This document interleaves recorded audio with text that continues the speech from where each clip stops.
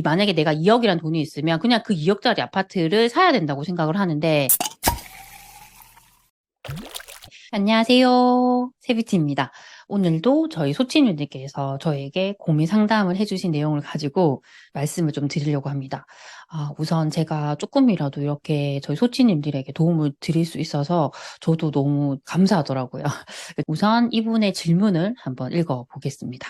안녕하세요, 세비티님. 이런 좋은 기회를 마련해 주셔서 감사합니다.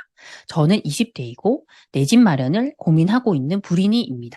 부모님께서 1억이라는 거금을 지원해 주신다고 하여 여기에 제가 모은 돈과 합쳐 집을 마련하려고 하는데 고민이 됩니다. 제가 살고 있는 곳이 지방광역시 울산이기도 하고 마련한다고 해도 2억대 구축 아파트밖에 살 수 없는 상황입니다. 구축은 아무래도 오르기 어렵고 이자나 세금을 내면 결국 오름값과 동일할 것 같은데 부모님께서는 지금이 좋은 기회라며 집을 사기를 추천하십니다. 지방광역시 구축 20년에서 30년 된 그런 아파트를 사게 됐을 때 그런 내 집 마련은 어떻게 생각하는지, 월급은 공무원이라 그리 좋은 편은 아닙니다. 라고 하셨습니다. 우선 이 질문을 읽으면서 느꼈던 게 뭐냐면 부모님께서 너무 올바른 생각을 갖고 계시다는 부분이었습니다. 보통은 우리가 결혼을 할 때 내 집 마련 생각을 하는데 그런 게 아니라 부모님께서 20대인 자녀분에게 빨리 내 집 마련을 해놓아라 라고 하시는 걸 보면 아무래도 이런 자산 시장에 되게 관심이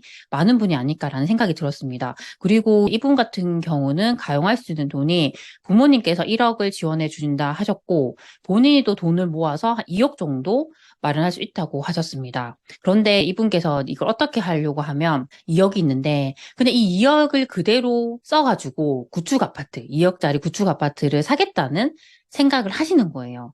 근데 이건 저는 사실 잘못된 생각이라고 좀 말씀드리고 싶습니다. 왜 제가 그렇게 말씀을 드리는지 좀 차근차근 설명을 드리겠습니다. 제가 이렇게 칠판을 들고 하는 게 되게 힘들어 보였나 봐요. 그래서 요청이 많으셔가지고 저도 이렇게 아크릴 칠판을 하나 구매를 했습니다. 우선 좀 설명을 드릴게요. 일단은 중요한 부분이 이분께서 가용할 수 있는 돈이 2억이라고 하셨어요. 근데 이분께서는 단순하게 내가 이 2억이라는 돈이 있으니까 나는 2억짜리 아파트를 사면 돼라고 생각을 하시는 거예요.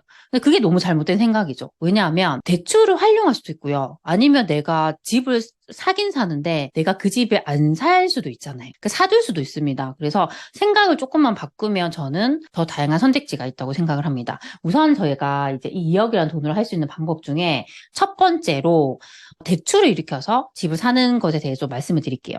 근데 내가 이 돈을 그대로 쓰게 되면 2억짜리 아파트밖에 못 사지만 대출을 일으키게 되면 달라집니다. 제가 이분께서 울산에 있는 4억 정도의 아파트를 산다고 가정해 볼게요. 4억 정도라고 하면 사실 아까는 뭐 구축이고 20년, 30년이 된 아파트라고 하셨지만 그것보다 훨씬 더 괜찮은 아파트를 살 수가 있습니다.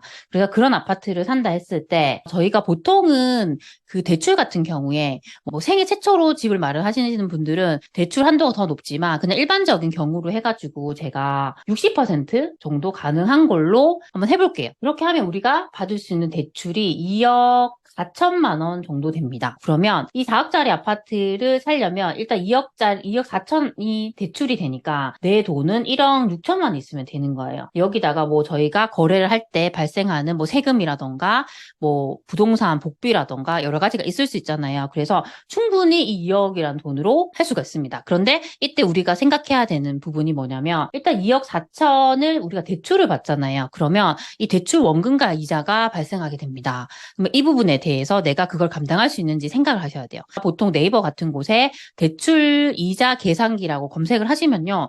이런 걸 되게 쉽게 검색할 수가 있습니다.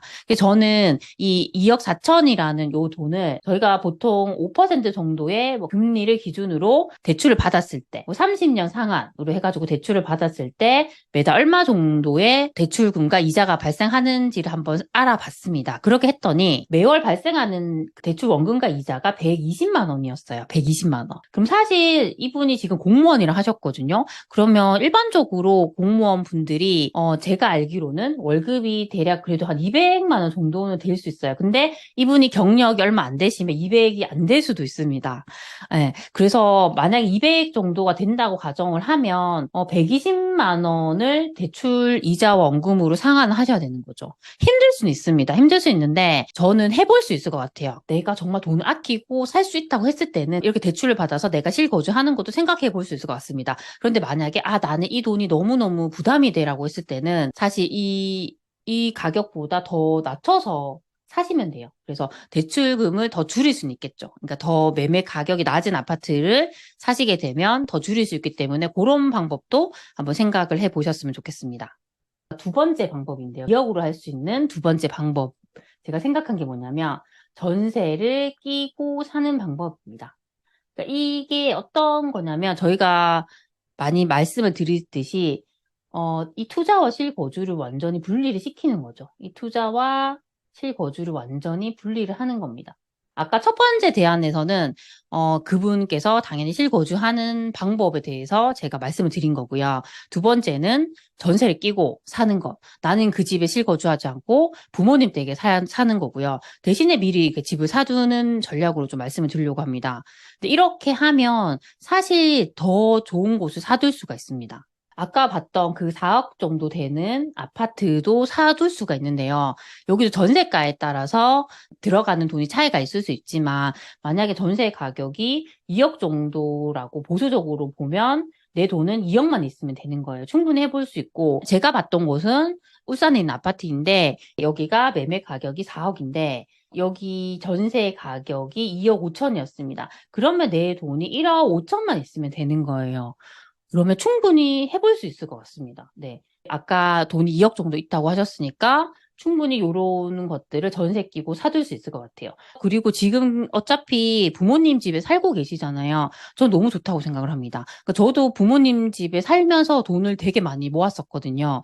제가 사회초년생 때 돈을 되게 많이 모았었는데 그게 정말 좋은 게 생활비가 들지 않습니다. 그리고 만약에 우리가 뭐 독립을 해가지고 월세를 산다고 했을 때는 매월 월세가 발생하거든요. 그 월세에다가 내가 뭐 먹고 쓰는 비용이 있잖아요. 그런 돈을 합치면 그래도 거의 100만 원 이상 들 수가 있습니다. 그런데 그런 비용을 우리가 부모님 댁에 이렇게 살게 되면 그 모든 비용을 우리가 줄일 수가 있잖아요.